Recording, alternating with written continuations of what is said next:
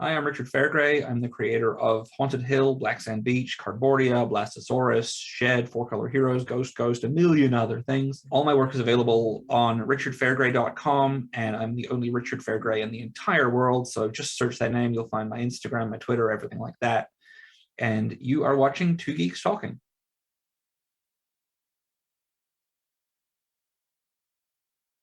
Good morning, afternoon, evening, everyone. Two Geeks Talking is an entertainment industry interview show where we interview the creative people from the comic, film, TV, movie, and video game industries. And of course, I'm your host, Kurt Sasso. We're joined today by a very prolific and talented comic creator. He has written over 250 plus books, and I'm sure he is not stopping anytime soon. You know his work from Haunted Hill, Black Sand Beach, Blastosaurus, and I'm sure many more that I haven't had a chance to look at yet. We're joined today by Richard Fairgray. How are you doing today? I'm good. It's early in the morning, and I've been awake for like literally hours, so I'm pumped for this. For those that don't know anything about yourself as a creative person, tell us who you are and what you are all about. I make comics, just obsessively. I make comics. That's all I all I ever do. I started publishing books when I was 7, and that was 30 years ago, and now I have hundreds and hundreds of books. I try to work at least 16 hours a day drawing pictures and writing stories, and I do a range of things from like a lot of scary stories for kids. I grew up like desperately searching for things that were scarier and couldn't find anything scary enough. The ideas in Goosebumps were always scary enough, but the actual stories were never scary enough for me. So, like, God, say cheese and die is such a cool concept. Still wish I had my Goosebumps calendar from 1997, but my mother did throw it out. And then I also do a lot of like real dirtbag, scumbag, garbage comics for adults. I did a memoir called Octopus, which I briefly showed to people and then hid because it had too many fun, sexy times in it. And then now I do a weekly comic called Haunted Hill about a 35-year-old woman navigating real life in Hollywood and just kind of being, as I describe her, a big human hot dog, a peeling, sloppy mess that you always end up having too much of, and who is inexplicably everywhere in Hollywood, even though she clearly doesn't belong. We could dive into so many different genres and topics here today, but Haunted Hill is one that kind of caught my interest. It was the one that is your more recent comic as well, too. And I got to read through. It's a beautiful style. It's a very interesting cast of characters. That is safe to say. What were some of the themes? Haunted Hill is, I was missing Hollywood desperately. I had to move to Canada in the middle of the pandemic, which was super fun. I'd been living in Hollywood for 4 years. It's my favorite place in the world. It is the grindiest place. It is technically the worst, and it's so exciting and fun to be there all of the time. And essentially, whenever I tell people about things that happened to me when I was living there, people look at me and say, "Oh my God, that sounds terrible." And I'm like, "Oh, I'm doing this wrong because I'm trying to tell you guys a delightful story about what made me so happy." Like when I say to you, "Oh yeah, no, there was a homeless guy who kept breaking into our house and shitting in our kitchen." I'm not saying it to be like, "Oh my God, isn't this terrible?" I'm saying it to be like, I felt so vindicated because no one would believe me that it was human shit. And then he got arrested for doing it at the neighbor's place. And then they're like, "Why didn't you call the police?" I'm like, "Because you should never call the police on people, obviously." But I'm telling these stories to people and they're like, "Richard, Hollywood sounds like a terrible place." I'm like, "You're technically correct, but let me give you more information that will confirm that, but also try and make it clear to you why I love it so much." The first story in Haunted Hill is pretty closely based on a thing that happened to me right before COVID. I was walking home from my office and this car pulls up behind me and someone yells, "Hey, Mark." And I say, "Yeah."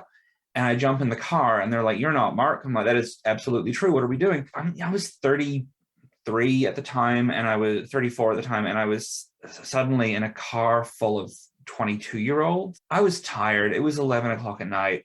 And suddenly this thing that should have been me walking home turned into, 6 hours later, I'm teaching children how to break into a house because none of them know how to. And along the way, we went to a tire yard and we went and had donuts, and like 2 different sets of couples broke up. And I was like, what?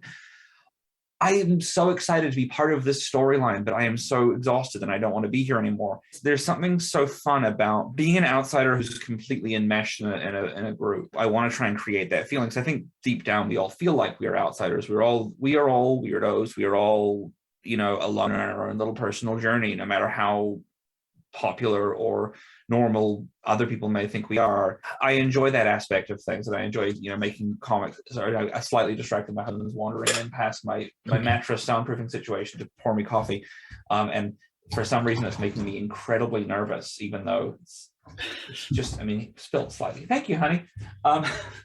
Hey, I'm using my sweater to mug coffee. This is why I edit, so it's all right. It's all good. Oh, there's no need to edit this. This is the kind of wonder of my comics are. I can write really tight stories about spooky things and create elaborate mysteries, or I can do a big brain dump of all my feelings onto a page in a big sloppy mess. And I like doing both, and I think there's value in both. And Haunted Hill is that. I got congratulated at a con by an unpleasant man, because he told me he really liked that he knew from the internet that I was a gay, but that I managed to not put it into any of my books. And I was like, bitch, Blastosaurus is an elderly homosexual who lives in a laundromat. Like, yes, it's a kid's comic about a crime-fighting dinosaur, but like, please understand the subtext. I have made all my comics incredibly gay, aggressively feminist in certain stories. And the willingness for people to like overlook that because they're enjoying a story and they're opposed to that and they're stupid little lines. So I thought, no, I'm just going to make this one, to use the worst language in the world, I'm going to make this one a little bit more balls out. So Haunted Hill is about a big, sloppy 35-year-old woman who has moved back to Hollywood because her wife got a job at a museum. And at the heart of it all, she is one of those people who, if you've ever been to LA and you've met someone who actually was born there, they are such a special creature, because they are 0.01% of the population. Everyone else there has moved there because they had big dreams or they were pretty enough in high school. I was not. I'm smarter than I am pretty, is how I keep describing myself to people. The people who actually were from there have such a weird perspective, because they're like, no, this is who I am. This is where I'm from. No, I'm not part of it. And that disconnect is so exciting to me. It's like when you see a brand new building right next to a really old building, and you're just like, oh, there's magic in the alleyway between it, because those two things just shouldn't be next to each other. And your brain has to do a little bit of a trick to look at them at the same time. That's who Eva is. She is at home while being out of place. And now, having been gone for 23 years, she's come back to this place because of insane kid logic. The other thing about Haunted Hill is that it's all kid logic. It's adult reactions, adult emotions, kid logic. So her wife got a really good job at a museum. Now, it's rare for someone of her age to get that kind of museum job, but since so many old white men have been being arrested for dressing up as monsters to scare tourists by wannabe Scooby-Doo gangs, there are a lot of openings in museums in this world. There are no ghosts in Hollywood because they're all underground. The area Haunted Hill was a housing development owned by a guy named Obadiah Haunted, who named it after himself. In the book, the joke is, it's like all areas of LA, they're named after their founder, like Steve Silverlake or Ron Echo Park. This is Obadiah Haunted's Haunted Hill. And he was a man who made his fortune being a vessel for ghosts that were exorcised out of wealthy British children. And he moved to America with legs full of ghosts, created most of our modern dance crazes, died, and was buried on his own land. The ghosts have been leaking out ever since, and that's why Hollywood is so weird. It's just, there's a ghost energy underground. There are no ghosts in the story, by the way. Like, all of this is for nothing. There are no ghosts above ground. I just like the idea because of the movie House on Haunted Hill, which should be called Haunted House on Regular Hill. Because it's the house that is haunted, and I wanted to know how a hill would get haunted. I was going to say, like, it's the house on a slightly elevated piece of land. Yeah, haunted house on elevated land. Yeah, just didn't have the same ring to it, Just like... looking at your process as a creative person, I think that it's always fascinating that you've done so many different things. What is the hardest part about being a creative person, the beginning, the middle, or the end of your process? It honestly changes. I have this way of working where I have to be obsessed with the thing I'm making, or I just slow down. It always has to be a challenge. I don't want to call out any comics here because I'm not trying to shit on anyone. I'm saying, like, there are some comics where you'll look at them and you'll be like, oh, there's no background in these several pages. It's just some heads on a blank color. That must have been really fast for the artist to do. And I look at those and I think, oh, that looks like hell. because if you give me a big complicated monster or like incredibly dense settings with trees and bricks and gravel and whatever else, I will sit there and I will be like, I'm on this page for like the next 9 years, and I will just sit here and do it until it's done. I will not even think about breathing until it is finished. If you give me a page that's like 4 panels, no backgrounds, one head in each panel saying something, I'm like, well, I'm so bored. I cannot look at this page, and it will take me like a thing that should take technically like an hour will take me a full day because I just hate it so much. It's getting into that obsessive mode that is the hardest part. There's always a fear, the build up to the first page. You've got the script ready, you've got the idea ready. It's like the first page of a new sketchbook. If you fuck this one up, then you've ruined your whole book. I have a friend who has a thing where he says he always just scribbles something on the first page of a sketchbook so that it's ruined from the jump, which I'd like to apply to other things. Like, do you also crash your car just a little bit as soon as you buy it? Actually, you should. I remember I had a friend who bought his first ever new car after he retired, and he was so paranoid about it getting even a little bit scratched, ruined his whole day every day. And then one day he just backed into a planter and he was like, I'm never fixing it. I'm good now. I'm happy. That very beginning part. And then usually the last page takes a long time because A, I'm tired, and 2, I know that the next thing has to start tomorrow. And that is terrifying because all I'm thinking is, I really want a day off. I haven't had one in 400 years.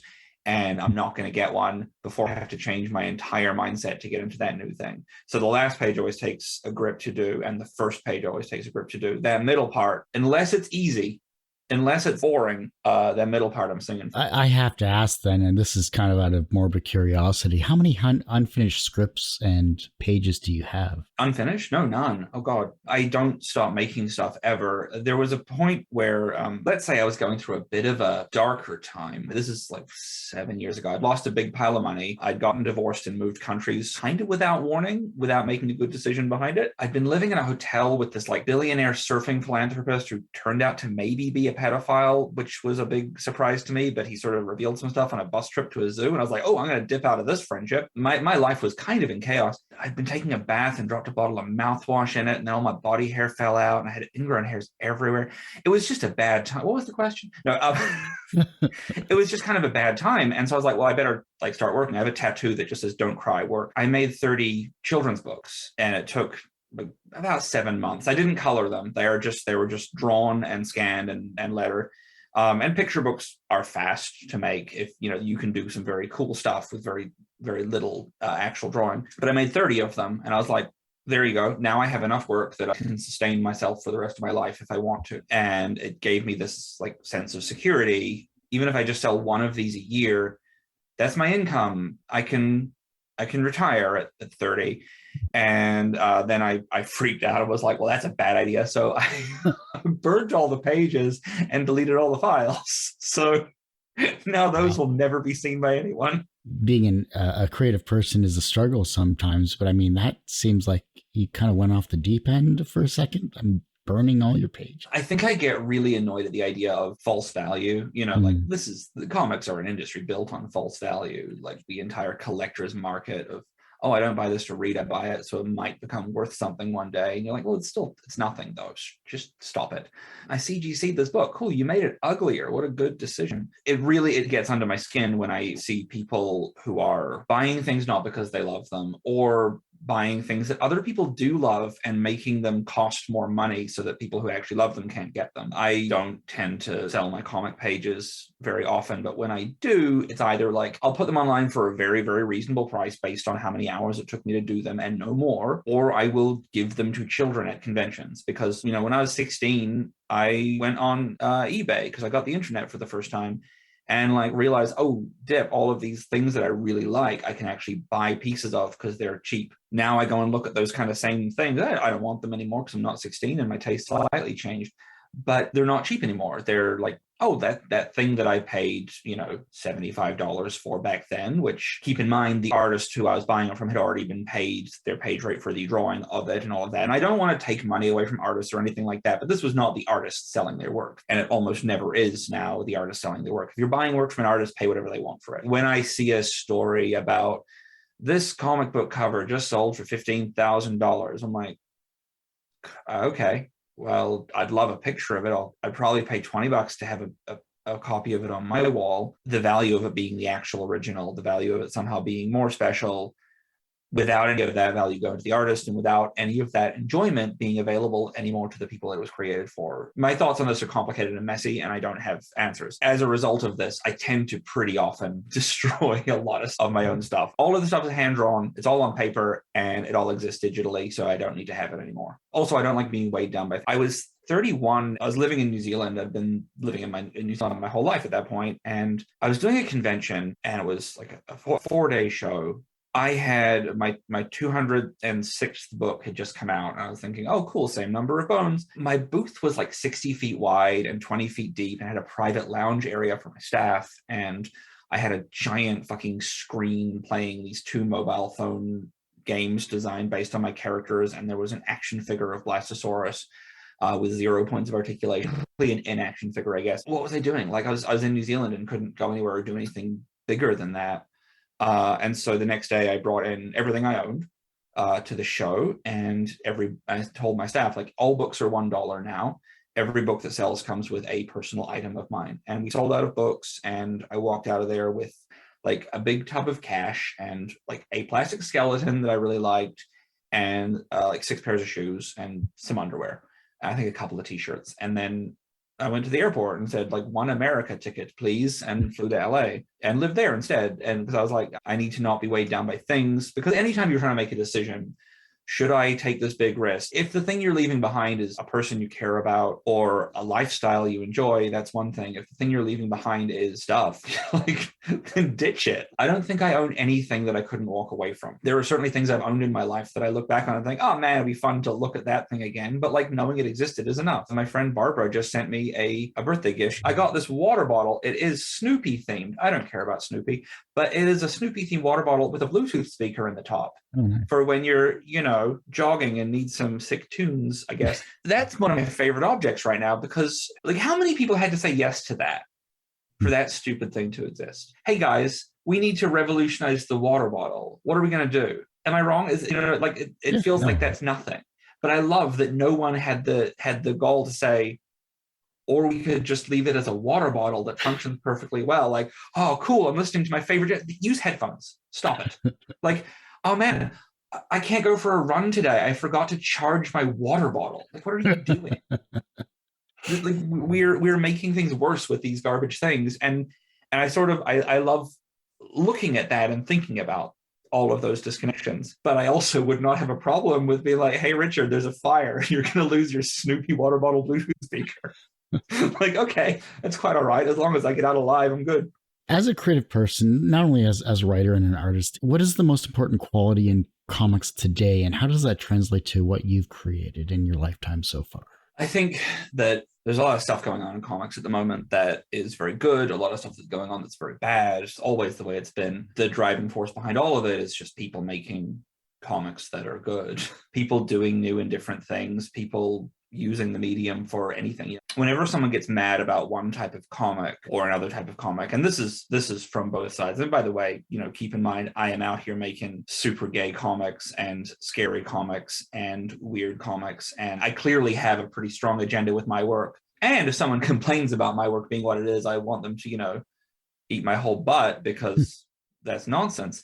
But at the same time, if someone who makes work like mine says, man, there's too many tits on Kickstarter, I'm like, well, then balance it out. Make something that isn't tits on Kickstarter. That's fine too. The number of times that I have been like, I'm tired of these, like, I don't want to look at big tits on Kickstarter. I don't care, but I want to see, overweight men in their 60s in their underwear. That would be a great comic for me. Like, lemonparty.org is a fantastic website that I miss dearly, but no one's making that. So I will.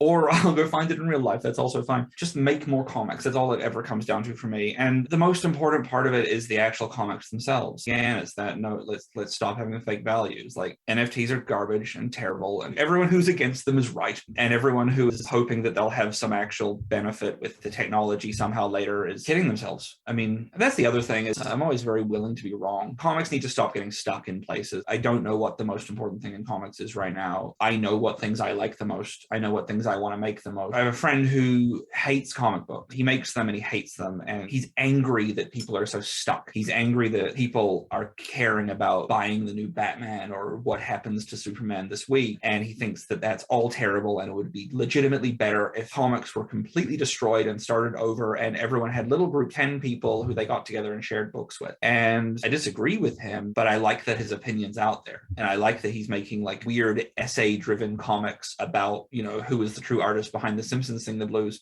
I think it's really fucking exciting and wonderful that we are now 80 years into Batman existing, and a kid can talk to his great grandparents about Batman and they all have their own story. Every version of it is cool. It would be great if someone was like, what are comics? Oh, they're this thing that little groups of people make all over the world and no one ever gets to see them, and they're a cool mystery that's out there.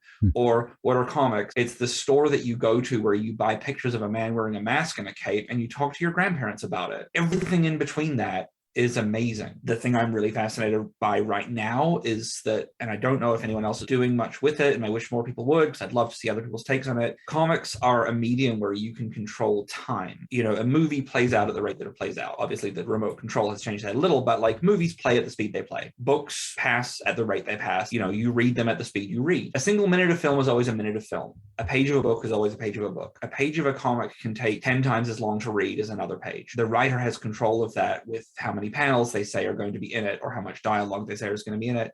And the artist has control of that by how they arrange the panels or the size of the panels or the amount of detail in those panels. Because those pages where it's 4 panels of heads on blank backgrounds of people saying some stuff that I hate drawing, the most frustrating part is they take longer to draw because I hate them, and they take less time to read because no one's stopping to go, oh, dip, what's that in the background there? Another cool math joke Richard put in? I have one cool math joke. I just keep putting it into everything because no one's mentioned it yet, and I'm hoping someone notices it. It's not even a good joke. It's just that if you follow the equation, the answer looks like a penis. That's all it is. It's just 8 equals D. I'm interested on your answer for this then. What was an early experience where you learned that language had power? The first time I got in trouble, I wrote a story when I was 3 years old. I went through this phase where I was like, I want to make books. My parents were really insistent that I had to learn to read and write before I started kindergarten. Kindergarten starts when you're 4 in New Zealand, so I had to know how to read and write before I went in because they were like, otherwise you'll be behind. Spoiler, you would not be behind. I'd learned to read and write. I have a very good memory, and so my mother would read me a book, and then I would be able to read that book to myself immediately afterwards because I'd know every word in order. And then I could start figuring out what each word was.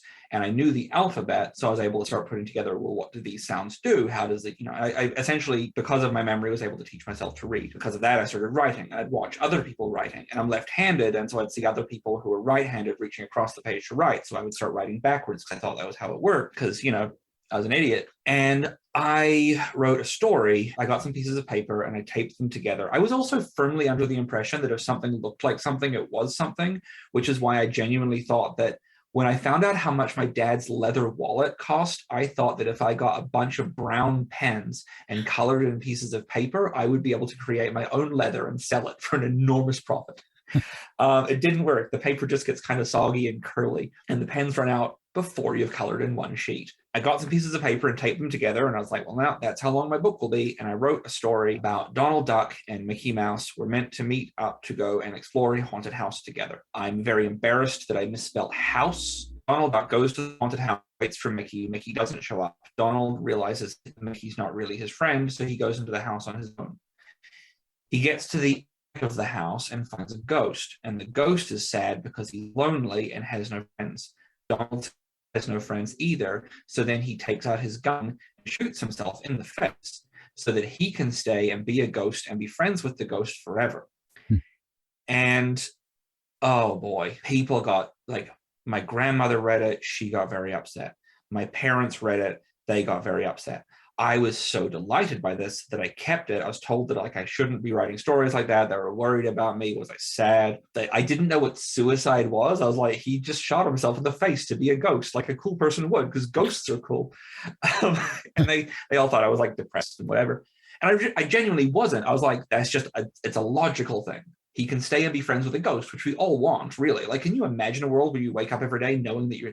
I never understand people who don't believe in ghosts, how they get out of bed in the morning. Because if you genuinely don't think you're going to become friends with a ghost that day, why would you do anything? Like, if that's never a possibility for you, then what's the point? The amount of attention I was getting, I was like, this is incredible. I should write stories forever. And I think it's probably also why I write so many sad stories about ghosts to this very day. I just want my parents to notice me. I think we all want that, no matter what we're doing, which is probably why I've been doing this for as long. But no, my parents are fine. They don't understand the technology side of things, but they're like, so who are you talking to today? Oh, I'm talking to this amazingly talented, New Zealand artist in Canada that, does all this cool stuff. And like, oh, that's nice. What, they don't know who I am? Well, they suck. I love that, when you're talking to anyone over 45, I think at this point, or anyone who kind of like didn't come up with the internet, who hasn't seen the fracturing of culture, where now I can be really into a band and I can go and see them at a show, and it can be a sold out show at like a modestly sized venue. And then I can talk to someone my own age with a similar cultural background to me and similar cultural well to be pulling from for what their Spotify playlist should look like. And they'll have no idea who I'm talking about. That's fine and normal. It doesn't detract anything from the person who I went to see in concert. Whereas if I say to my husband is older than me, because as I mentioned, lemonparty.org was my favorite website. Don't visit it while we're talking. You can visit it later. This was a fun internet trick from the past where you trick people to go in and looking at a website that was 3 old dudes having a threesome. And that's a story for another day. I was talking to my husband and I was listening to Carly Rae Jepsen. He said, oh, you know who she is? I was like, yeah. He goes, oh, she was kind of a one-hit wonder. I was like, no, she wasn't. Like, she's consistently released absolute like bangers. And I think she's great. He had heard that one song and then not heard anything else. So because it wasn't on the station he was listening to, or the station, whatever algorithm was recommending music to him, he just thought that she disappeared. And I think that's like a mindset that older people have that is different, because for younger people, I'm not a younger person, I'm 37. I'm basically shuffling toward my tomb, but we know that just because we haven't heard of something doesn't mean that like literally millions of other people haven't. I'm sure there are people out there who have no idea what My Chemical Romance sound like. And I just tried to do a pull of like a modern hip band, and my first one was My Chemical Romance. Yeah, that's a little. Because here's the thing: like I was old enough when they kind of blew up big that I was like, oh, this is for young people. This is not music for me. And like, by the way, I love their music, but I always felt like I'm going to be the tallest person at their concert. I can't go. By the way, there's a story. I discovered this singer named Cavetown. And I was like, this music rules. This is the wimpiest music I've ever heard. Like, he's literally singing one of his songs. I've just turned 14, and I think this year I'm going to be mean. Like, I'm not very strong, but I'll fuck you up if you're mean to bugs. He sings songs about his goldfish being his best friend. And I was like, what great ironic music this clearly adult man is doing. And then I saw that he was performing nearby, and tickets on StubHub for that night were $6. Called out my dear friend Alex, and I said, let's go see Cavetown, that musician I've been playing you all the time. He was like, yeah, let's definitely do that. We got there, and oh boy, we walked in. Alex is 5'4", and I'm 5'11", so I'm like, adult size, but he's 5'4", and he was the second tallest person in that room because we had accidentally bought tickets to an actual children's concert. And in between the opening act and the main act, they didn't play the usual playlist for the theater. They played the SpongeBob SquarePants album, and everyone sang along. And we were like, this is a bad scene for us to be at. Let's go to the rooftop bar and watch it on a screen instead. End of that story is that we did go downstairs for the encore, and the whole place was empty because children don't know what encores are. So we did get like a private concert. Everything is fractured. Everything is disconnected, and our parents will never know what we do. We will just understand it like, oh, you do that thing? Never heard of it. Probably very popular. As long as we mention at some point that Haunted Hill comes out every Wednesday. What's your hot dog thing? I mean, that sounds totally like a really odd question. How's your hot? Wait, no, that's not. Do you remember years ago there was the campaign for Share a Coke With? So I noticed that none of the bottles said Richard Fairgray, which seemed like an oversight. So I started producing stickers that just said my full name on them and putting them on Coke bottles every time I was in a store. And then I started giving them to fans at conventions to do the same. I just give them a sheet of stickers and say, please go and correct your local grocery store by putting my name on all the Coke bottles. My hope being that people would bring me bottles of Coke, and it worked. Fucking worked. People started bringing me bottles of Coke at conventions. Awesome. And it ruled. This was back in New Zealand. When I got to America, I got really, I'm a big hot dog fan. Like, I love them. They're delicious. I love those sloppy meat tubes. And my favorite thing about going to conventions, especially like LA Comic-Con, is there's so many hot dog vendors outside.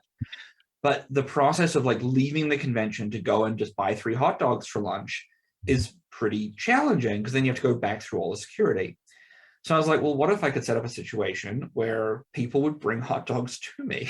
So I started making sure that every time I was photographed, I would always be eating a hot dog. And I would just be going to town on these suckers, and I will never be able to eat the most hot dogs. Like, I'm no Joey Chestnut. I will never be able to do 75 in 10 minutes. What I think I could do is eat one hot dog better than anyone else. I've been trying to kind of perfect that art. I thought if I do this enough, people will know, well, we want to bring Richard something, and he clearly likes this mustard mess. Let's do that. Mm-hmm. By the way, no ketchup. I am allergic to tomatoes. It will kill me, but mustard and onions all day, every day. Of course, it didn't work, because what I forgot was that you cannot bring a big sloppy hot dog through security at LA Comic-Con. But what did happen, and this happened 3 times from 3 different people, I started getting hot dogs sent to me in the mail. No. So it was over a course of 4 months, 3 hot dogs turned up at my office. My address is very public. 6671 West Sunset Boulevard, building 1509, Suite 106, Los Angeles, California, 90028. And these rank old soggy envelopes with a messy mustard covered hot dog inside them. I mean, one of them, the postman literally jammed it through the mail slot of my door, and so it just came through kind of squeezed.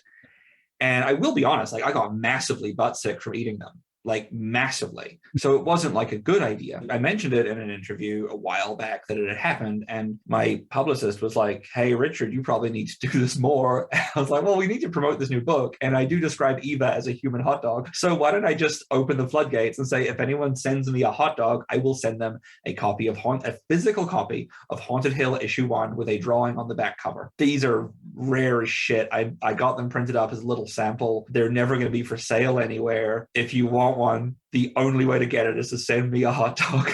That's going on right now. My plan was be in the office to get them fresh. And my travel plans got changed. And so now I'm not in Hollywood, I'm in Canada. And so the hot dogs, I have to assume, are piling up in my office.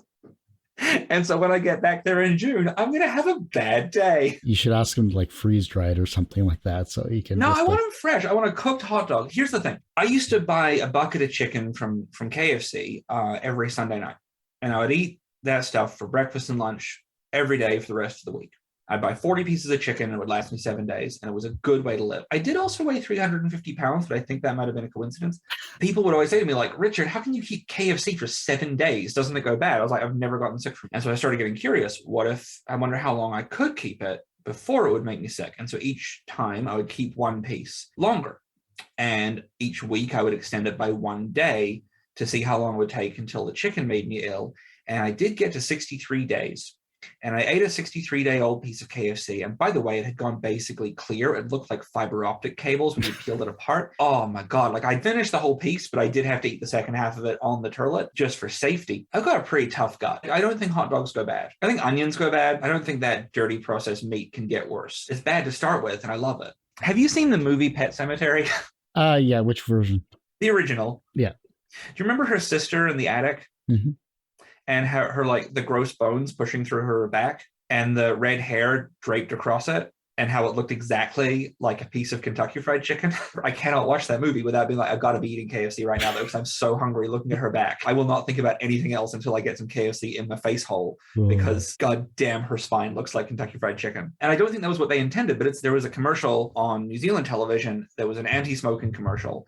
The whole thing was like this, it would show this like mortician cutting up a body, and it was in like the dirtiest operating theater ever, because I think they were trying to be scarier. And they cut out this piece of it, and they go, this is an artery cut from a smoker, and they slice it open, and they push out with their like gloved finger all of this like thick white goo, and they say he was 24 years old. There was also a candy at the time called Fabulicious Sherbet Fizz, was a sort of a raspberry licorice tube with thick, gunky white sherbet in it. And I could not see that commercial without having to be like, I gotta go get one of those right now because like my mouth is watering. It sounds like Stephen King did product placement without even realizing it before product placement was a thing in films. Love it. I love the idea. Oh yeah, this is sponsored by Kentucky Fried Chicken. Look at this lady's back. You want some ribs? Yeah. Chicken ribs. If you go to KFC and you have the choice, say, I want the ribs. It's the driest piece of the chicken and it absorbs the most flavor. I did not know that. I'm learning new things about culinary delights of KFC. You're welcome. What was an underappreciated author or comic that you read that didn't get enough credit in your early to mid years?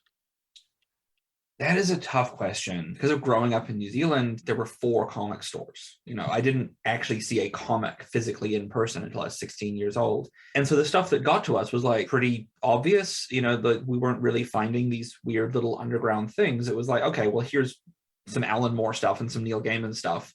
And then a plethora of Batman stories. And so you kind of get like tricked into thinking that comics are either really amazing or really mediocre. And there wasn't really much in between. I mean, like, we were so excited when like Brian Michael Bendis blew up because he was kind of like the first new thing that New Zealand noticed for some reason. The things that I really like glommed onto as a kid were just on TV. They were popular already. You know, I don't know if The Simpsons has ever been underappreciated. I don't know if Ninja Turtles has ever been underappreciated. I do think that like there's some cool like early works of different creators that I really loved. I think I would have been like 12 or 13 when New Zealand got Dr. Katz about 4 years after it started. And that show was incredible. For there to be a show on actual television on one of our 4 channels that was just technically funny and not really much better than that was such a delight to me. A show where people squiggled instead of moving, and there was characters who actually just told jokes, like just old classic let me tell you a joke in a bar type joke, was kind of mind-blowing. I really loved that. The show that followed that was Home Movie, which was Brendan Small's squiggle vision nightmare that became Flash animation for season 2, just about 2 8-year-olds and a 7-year-old who made movies. And it was loosely scripted and mostly improvised and then animated. And it was so quiet and so small and so good. And it was kind of before things like Family Guy blew up and South Park was around, but it was when adult animated comedies could be small and not yelling at you and telling you when to laugh. And I really, really enjoyed that stuff. There's some pretty amazing animation back in the 90s and especially late night animation, like Aeon Flux or Aeon Flux. That was good animation. That was the difference. Like that was like Home Movies was garbage. It looked like it had been made for $4. It was like they looked at Blair Witch Project and said, how could we be worse? That was part of the delight. My whole kind of philosophy on everything now, when people talk about art being good, most of the time, I mean, there's no such thing as good. But when people say good, what they mean is realistic or accurate. I'm like, guys, we have photography. Like, we don't have to draw things to look like they look anymore. Stop it. You can use your pen or your whatever to do something new and interesting, something no one's ever seen before, or just something that would be a better exaggeration. Stop thinking about what looks right. I hate this phrase now of like, everyone has an iPad, everyone is using Procreate, the one that people use to draw comics, Clip Studio. It's fine to use those. Every tool is great. Like I'm a big supporter of like this Susan Sontag idea, like zines shouldn't stay zines. They should use everything available to them to be the best thing they can be. And I don't want to be old man yelling at cloud about this. If you learn to draw on paper with a pen and a fucking mechanical pencil, because ooh, gross, who wants to sharpen things? Then you have to learn to deal with your fuck ups. If you draw a line wrong, that line is there forever. And you have to incorporate it into the picture. If you draw on an iPad with a stylus, then you can always double tap to undo. And then you can keep doing it until the line is correct. And that's fine when you've done it for a long time. When you are experienced as a drawer, you can do that and maybe create some cool stuff. But if that's how you learn to draw, then you never have to actually learn. You never have to learn to adapt or create something cool. You can always do something that's technically right. And by and large, pretty boring. Like when you talk about like Aeon Flux Aeon Flux was on in New Zealand on the same block of animation as Pond Life. I don't know if anyone else remembers Pond Life, but it was essentially squiggly stick figures. You know, it's why I love the first season of Doug before it got all like picked up by Disney, because that first season was sloppy as shit. Yeah. You know, as told by Ginger, every character was off model all of the time. But my God, they could do some cool storytelling. And I don't mean just that they had good scripts. I mean, the visual storytelling was astonishing. Compare early Simpsons to current Simpsons, this flat, dead corpse of a show that we're looking at, frozen in time, as opposed to like Bart versus Thanksgiving from season 1 or 2 or whatever, where it's like, oh, we're just going to do some cool surrealist shit. We're going to try something new. We're going to like spin out of control here, and just, it's not going to look right, but we're going to get a point across. We're going to create a mood. That's so much better. Yeah, it's amazing what they could get away with because no one was really paying attention to it in the early 80s and 90s and into the 2000s. It was one of those things where you could push the envelope until someone caught you, basically. But beyond, like, yes, politically and what have you, yes, Sure. And they could do some really, I mean, Jesus, that show used to have actual courage. My God, I'm sure there's enough people on the internet complaining about The Simpsons, and I'm not an expert. I have not watched it since probably season 14 or something. Yeah, I'm the same. Every time I see something about The Simpsons, it always feels like Al Jean is slowly deflating and apologizing for existing and just hoping that no one notices. I don't care. You know, I used to care about this show, these people. It's the same, like the energy of music, you know, back in I think the best time for music is when everyone can create cool stuff. And there was this period in the 90s that really fascinated me, that I was too young to really, you know, I was not a part of this or anything. And now I am becoming like nostalgic for a thing I wasn't part of. Friends of mine were in it, where you would play a show somewhere on the Sunset Strip, and then someone would ask you, do you have a demo? And you would lie and say yes. And then you would go into Larchmont, and there would be all of these recording studios for like Korean run English language tape things. And you could rent them for $40 for the night, and you could record a demo, and it would be shitty, but you just do it. You just have the music and you do it. And then in the morning, you could deliver it to this, whichever record label it was. And then maybe your career would be made overnight, and maybe it wouldn't. But all you'd lost was one night and making some cool stuff. And now it can take 9 months to make a song, because people have bought into the idea that there is an idea of what sounds technically correct. And it's not sloppy and it's not interesting, because it can be polished. And it's really hard when you're creating something to not look at it and say, but I could fix that. When I'm coloring things digitally, oh my God, like zooming in on my line work, I want to like write a letter to every person who's ever bought one of my books and say, hey, I'm really sorry I tricked you into buying this, because this is garbage. But it's not garbage. I just have to look at it from further away. You know, it doesn't matter if there are some little fuck ups here and there, or some like occasionally some ghosting lines from pencils that I've failed to remove. That's not what the comic is about. And it's really hard to hold that perspective when you are looking at something digitally that you can zoom in like a microscope and see everything that's wrong. And you can make something polished and smooth and perfect. And eventually what we will end up with is everything is an orb. We'll be a happy world of floating orb with no edges or corners or rough parts. And we'll all look at each other and go, we're perfect. We're perfect now. We're good. We did it. And something will be missing and something will be sad. That's my new sci-fi original. You can't say sci-fi original because it sounds like a sci-fi original movie. Orb NATO, balls from space. We look at other people's work and we say, that's perfect. I can't do that. I can't draw like Alex Ross. That's fine. He already does. I can't draw like Lee Chen. That's fine. She already does. She does amazing coloring. She does digital work that's fucking mind-blowingly good. Captures mood and tone. Also, she draws everything with pencil on paper first. That's how you do. But I mean, the things I like, my favorite comic of all time is The Alcoholic. That's a big sloppy mess, as it should be. No, it was good. I liked what you said. I think it's all valid. It's definitely something that not a lot of people really kind of take the time to think about when it comes to what they're currently watching. I think people consume for the sake of consuming media. So it gets to the point where, do you actually understand what you're watching and actively think about it, or just watching a show because someone recommended it to you and you just need to waste an hour or two of your day? And I think like it's fine. You know, I am not going to get on my high horse about it. I'm 8 seasons deep into One Tree Hill right now. Boy, that show really fell off a cliff. It was actually pretty good for the first 4. Media is there for several different reasons. Sometimes it is just filler, and sometimes that's nice. What I don't like is when people like champion the filler as being things that it's not, or when people think it should be. You know, it's the same reason I get asked from time to time, will you be in this gallery show with your comic art? I'm like, no, that's not where comics go, idiot. Like, you're confused. Can you put a page of your comic on this wall? Why? It's meant to be in a book along with like 23 other pages. Why would I put it alone on a wall? Did it get left behind like that one wildebeest at the end of the Lion King Stampede? Why would I want my comic to be that? Oh, we can sell it for $1,000. I'm like, yeah, or you could not. I'm going to go give this to a child now because you're an idiot. Yeah, Some of my work I cannot give to children. All of Blastosaurus, super family friendly. Ghost also super family friendly. That was my first ever comic. It's about a ghost who struggles with invisibility and loneliness. I published it when I was 7, and now a collected edition of it is coming out this year from Stacked Deck Press, which is weird. Like 30 years later, is coming out in printed form for, I guess, a very small audience because it's a small queer publisher, but like still I have it at conventions and be like, you want to buy this big heavy brick of a thing? Everyone has one person that inspired them on their path to where they are today. Who was that for you? I mean, I have waxed poetic about this a lot over the years. I like to not live with any kind of like regret.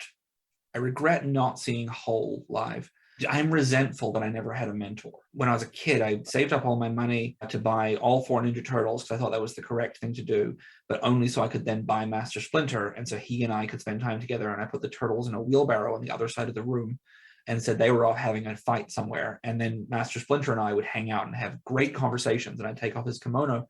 There are people who have been very bad for me and put me on very bad paths. And there are people who have seen what I can do on my own and tried to latch on to it, see my co-writer from 15 to 30 for that one.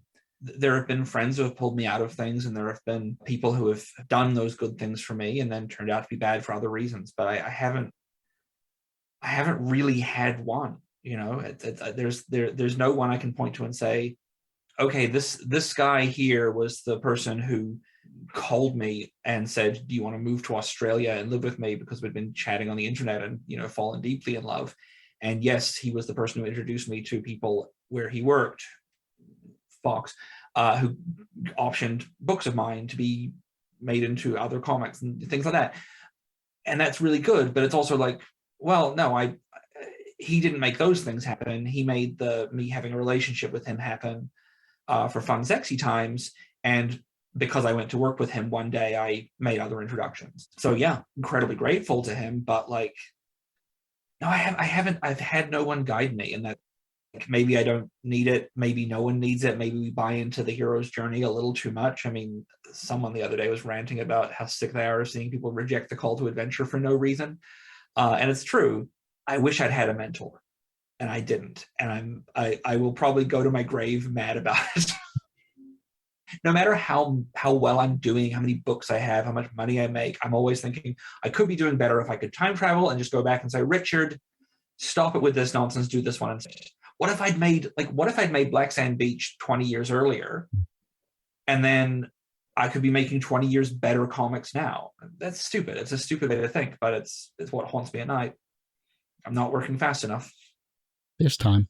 I mean, you've put a lot together, and you're continuing to put a lot together. And that kind of segues into my next question here, which is, from a professional standpoint, you've created over 250 plus comics and works and books and everything along that line. You are 30 plus years into your career now, and that's an amazing accomplishment from a professional standpoint, that you're doing what you love and you're passionate about. Do you consider yourself personally successful?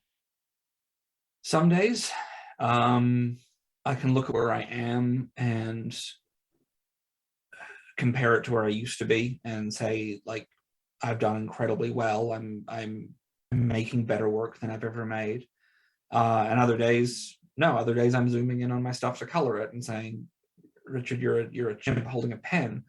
I don't think Haunted Hill is a perfect book by any means, because I don't think there is such a thing. But it's the exact book I wanted to make. Actually, since I finished the first series, the first run of it back in January, it's been a little bit hard for me to be motivated with a lot of stuff, because I'm like, well, I made comics already. Like, without realizing it, that was the thing that I've been trying to do for 30 years, and I made it. Right now I'm trying to find what the new thing is that I'll be obsessed with. I've got a script that I wrote last year that I'm drawing, which I think is very good. I'm really excited about it, and I'm putting a lot of time into this one that I don't usually put into things. I'm drawing like less than a page a day on this book that no one's paying me to do. I don't know what success looks like. I know the feeling, it's that I've got too much blood in my body feeling, the I can't stop jumping because I'm so excited. It's that, like, success for me is having a new good idea. Every time I get a new idea, I feel different. People always associate certain drugs with certain professions, right? And I've done a bunch of different drugs in my life. I've never done anything regularly. The drug that I hate the most is cocaine because it gives you this feeling. It's the exact same physical sensation of having a good idea or getting good news. And I really, really understand why people get hooked on it, because I know that if I have a good idea today and I don't have anything new tomorrow, tomorrow will be a really, really hard day. If I have good ideas 2 days in a row, that third day is really hard. And if you need that feeling, if you get successful in film or music or, you know, the entertainment industry, and you are successful because you've had good ideas, that is a feeling you're really connected to. And when you get real successful, people say, hey, you want to try some Coke? It's on this toilet seat at this fun party, because that's what success looks like. And then you take it and you're like, this feels like a good idea. I can have that good idea every day. This is not an anti-drug PSA. Success feels like a good idea. So if you ask me right after I've had one, then yeah, I'm incredibly successful. But if you ask me any other time, I feel like I am just flailing. Yeah, dopamine's a bitch too. So yep. I'm a little bit lucky. I have the reason that I'm how I am. I don't know if I've mentioned this to you at all. I'm legally blind, so I've got one dead eye and then one eye that sees about 3% of what a normal eye can see. Mm-hmm. And it's because the nerves aren't connected to the back of the eyeball properly. And it's because I have one really common condition and one really rare condition. The really common condition is that you get these cracks in your eyeballs when you're a fetus. And then the really rare condition is that my brain doesn't go into sleep patterns. I release like serotonin, dopamine, melatonin all at once, all of the time. There's no cycles to it. My brain didn't go into sleep patterns. The eyeballs didn't heal. It also means that I process images incredibly fast. So while I am unable to see most things, if you point somewhere and say, look at that, it'll take me a second for my eye to wobble into the right place to have taken a picture of that for me. But instead of seeing 15 to 25 frames a second, I'm seeing around 400 frames a second, depending which doctor I talk to who explains it to me. But it also means that I don't need much sleep, and I don't have a come down period from that dopamine rush or that serotonin rush. I don't get the physical mental hangover or the exhaustion. I just get the hyped up realization that I haven't had another good idea. The reverse of success is failure. How do you deal with your failures? I just don't have any. So easy. No, I just do another thing. You know, like it is easy to wallow in failure if something goes wrong. You know, when I moved to America, it was kind of on a whim, and I didn't know what I was going to do, and so everything was exciting. Everything was a new big possibility, and I didn't know where it was going to go. And then things kind of started to come together, and things were on the right track. I'd signed on for 3 different ongoing series with 2 different publishers. The first series was out. I'd been in Free Comic Book Day twice. I was in it again, and this time it was going to have like literally my face on the cover of this book. And the order numbers for the last one had been like 60,000 copies. And like things genuinely felt like this is going to be something. People are going to know who I am. And that was really exciting. And then my new book was going to come out like a week later, and I was going to do a tour for 2 months, all these events, and everyone was going to be talking about it and blah, blah, blah. And that was 2020. I don't know if you know this, there's some stuff that happened then where everything fell apart. And it was really hard because, and I think a lot of people, I mean, by the way, oh no, my book didn't get as much promotion as I wanted is not the worst thing to happen to anyone during COVID, obviously. But it was a really hard time for me because I'd spent 3 years working toward all of this stuff. And now was the point, like this was what everything had been building to. And then I had to look at it and go, what is it building to? There's nothing to look forward to now. And I think that's one of the hardest parts about this time in the world is that we get these little rushes of dopamine from a Zoom party or hanging out, like, but we're not planning anything anymore. The other day I started thinking, like, what am I going to do for an event later this year? And I was like, I don't even want to start thinking about it because it'll probably have to be canceled. Something will go wrong. And that's harder. And I'm lucky because I make comics and I can make comics all by myself. I can lock myself away in a room and I can draw pictures, or I can write stories, or I can write scripts. As long as I have a couple of those that are just for me, and that was what started Haunted Hill was that it was a book where I wasn't going to do any of the parts that other people would ask for. I hate waiting for notes. I get excited about a story and then I send off a script, and then sometimes it's months before the editor gets around to looking at it, depending, when the book is due or whatever. And that's awful because then you have to dip back into it when you've stopped caring. And so Haunted Hill was this: I will write 6 pages in the morning and then I will immediately start drawing them. I'll write 6 pages, I'll do the layouts, I'll start drawing it. Two days later, I have 6 pages of finished comic. It is hand colored with markers, mostly in grayscale with like some pops of color for surrealist sequences. It looks fucking cool. And then I scan it as a photograph so that nothing can even be altered digitally, because I don't have the skill to alter those kinds of pictures. And it's why it has such a weird look to it, and why probably going to have to stop if my scanner ever breaks, because I've never found another scanner that can do that setting. Epson WF7620, by the way, go into Epson Scan 1, set it on professional mode and click photo. It scans it like it's taking an actual photograph, not like it's scanning a photograph that you've already taken. And it gives you so much depth. It is wild. Like, I can't rant about that enough. Doing that, that's how I deal with failure, is that I just make it, if that thing didn't go, then I make the next thing. Nothing's ever going to stop me from making stuff unless my arms get cut off, I guess.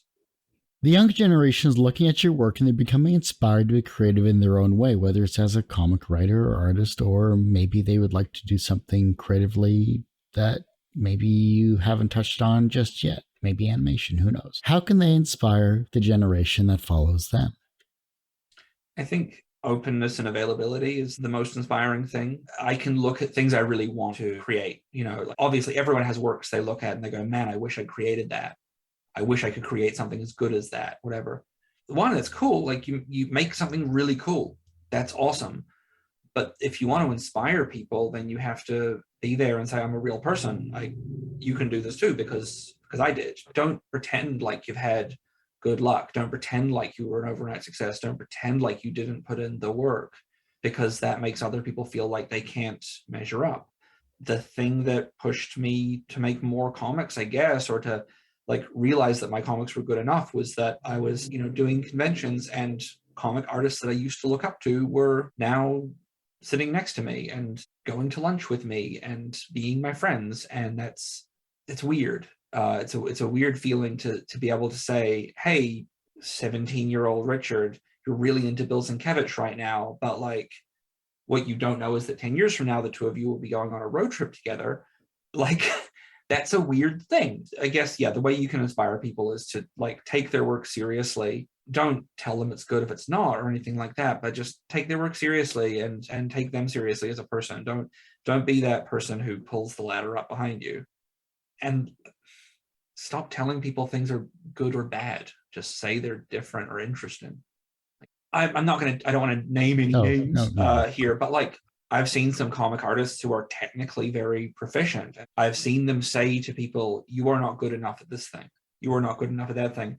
And sometimes that's true. If you want to make Spider-Man books, you need to draw Spider-Man the way that Spider-Man looks. That's how it goes. If that's what you want, then you do that.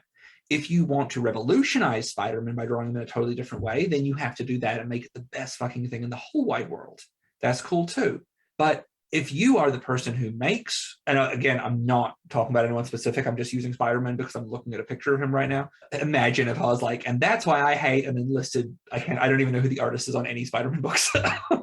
If you are the artist on a mainstream superhero book, and you look at someone who's doing some sloppy mess or some stick figures or some photocopied zine thing or some weirdo abstract thing or an essay comic about The Simpsons, treat work within the realm of what it is.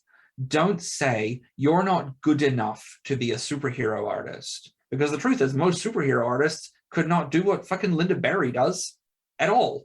Their work would suck by comparison. And it's the same as don't put, I don't want my comics on the wall of an art gallery because they're not art. They're not the same thing because I'm not trying to make that thing. I'm not doing a nice painting. I'm doing a sloppy mess of a comic book, or I'm doing a really fucking tight children story about ghosts and monsters at a beach, and it's going to look dope as fuck and nice and colorful and professional. It can be all those things. None of it is gallery art, because that's not what I'm trying to do. Stop trying to judge things by a different criteria than they are wanting to be judged by. Don't criticize t-shirts for not being shoes. Well, Richard, I do hate to say it, but that ends this particular episode of Two Geeks Talking. I want to thank you so much for coming on the show. I greatly appreciate it. This was great. I like our different backgrounds really do complement each other well. I know, yeah, the green and the yellow, yeah, for sure. Before I let you go, where can we find you and how can we support you online and everything like that? So I put out a buttload of free comics.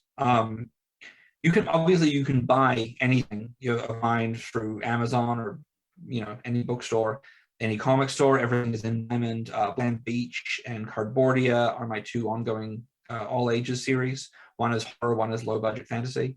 On my website, richardfairgray.com, all my books that are in print are available on Amazon or at bookstores or comic stores. Black Sand Beach and Cardboardia are my two kind of big ongoing all ages series. Black Sand Beach is a horror for kids. It's very, very good, very spooky. I'm working on the fourth book right now.